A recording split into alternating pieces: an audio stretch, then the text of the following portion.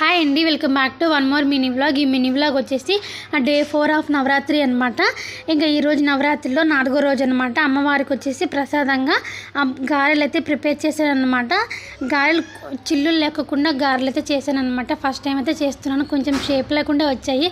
ఏం కాదులేండి, అమ్మవారికి ఎలా చేసి పెట్టే నచ్చుతుంది కదా.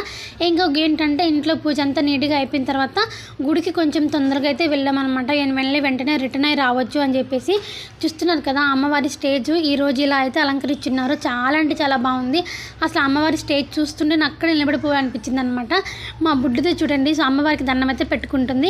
ఇంకా పక్కకు వచ్చేసరికి విఘ్నేశ్వరుడు వచ్చేసి ఉయ్యాల్లో కూర్చొని ఊగుతున్నారనమాట. చాలా బాగా అనిపించింది. అసలు అక్కడి నుంచి మా పిల్లలు అసలు రాలేదనమాట. ఆ లైటింగ్ ఎఫెక్ట్స్ అలా ఉన్నాయి. పిల్లలు మంచిగా ఎంజాయ్ చేశారు.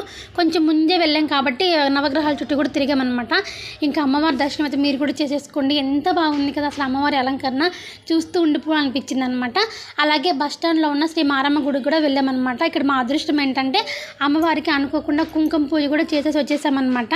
చాలా హ్యాపీ అనిపించింది. శ్రీ మాత్రే నమః. ఉంటాను మరి.